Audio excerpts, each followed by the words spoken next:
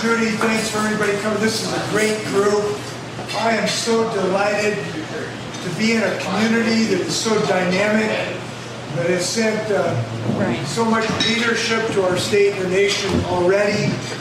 You know, Spokane County produced one of America's best speakers of the House, Tom Foley, produced one of the best majority leaders, Lisa Brown, produced the best athlete, Notre Dame's history, Bill Etter.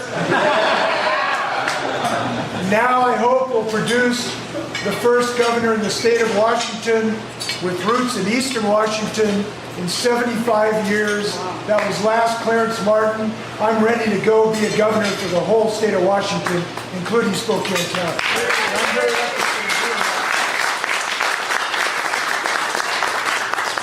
And I am so excited. This is, I think, our third trip to Spokane, about a month. And every time I come here, I learn more about the dynamic nature of this community.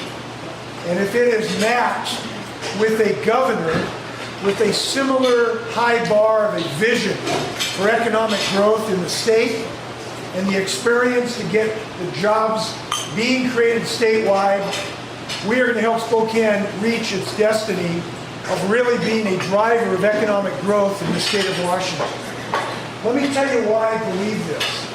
Let me just give you, in the last week, what I've seen in Spokane County. This morning we had a little forum for small business leaders. And there we had Patriot Motors. A guy is converting gasoline-powered cars to electric cars with lithium-ion batteries in Spokane County. A fellow who has a company called Ag, help me out again, Ag something, Ag Energy. This company is now in the Innovate Washington building. They are developing a program to be able to run circle pivots with biofuels, essentially, so that they can go off the grid. You can have zero electrical bill if you're an agricultural producer. That could be $40,000 a year to a farmer. 4 days before that, we're up at the medical school, seeing this medical school, which could be the scene not only for the production of tremendous physicians and nurses across the state, but of an entire biotechnology industry starting right here in Spokane County. You go down a little farther, you see Itron, which is a world leader in smart grid technologies and applications in the internet. Spokane County can be a world leader in high tech, and I want to be a governor to make sure that it is. I really believe in that capacity here. So,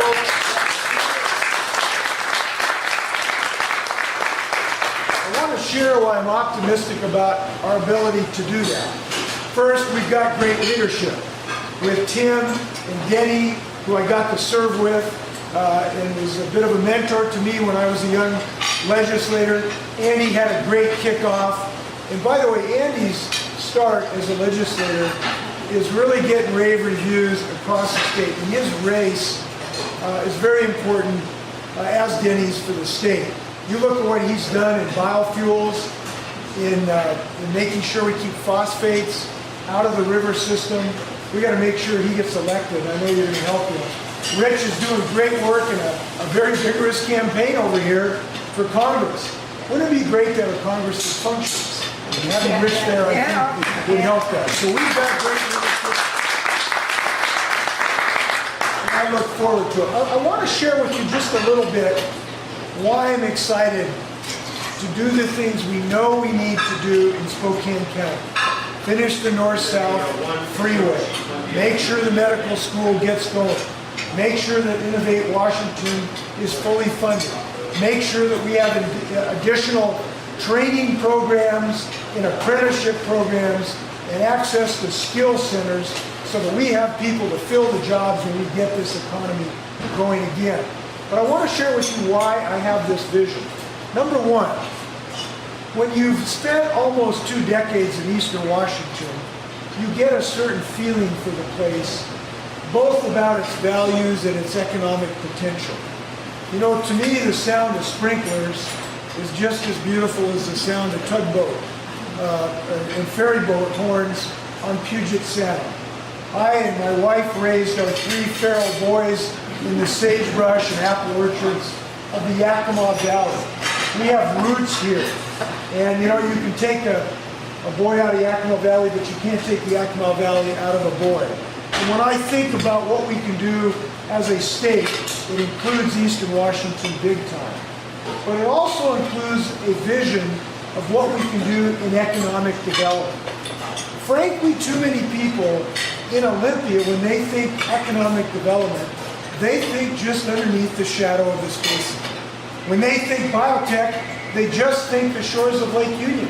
They don't think about the medical school in Spokane. When they think of clean energy, they think of McKinstry in South Seattle. They don't think of McKinstry, where we had our meeting today, which is in Spokane, Washington. When they think of cloud computing, they think of Microsoft, but they don't think of Icon in Spokane. We need a leader who's going to think about the entire spectrum of development, and I intend to be that leader. And I think I'll be successful because it is so close to my heart and my history. Second, we need a leader with really the chops to get this done. Look, I wrote a book about clean energy. And when you write a book about clean energy, you start to be excited about the businesses here in Spokane County that can really help grow businesses throughout the clean energy economy. But it's not just clean energy, it's biotech, it's aerospace. We got a great potential in aerospace in Spokane County.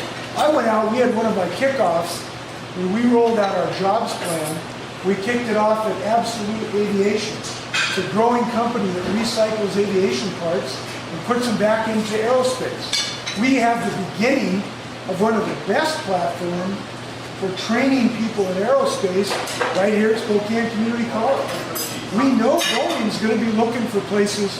I want to be a governor to make sure that we maximize Spokane's opportunity for the growth of Boeing and that whole supply chain that's going to flow. So I think I've got the experience, the vision, and the chops to get this done.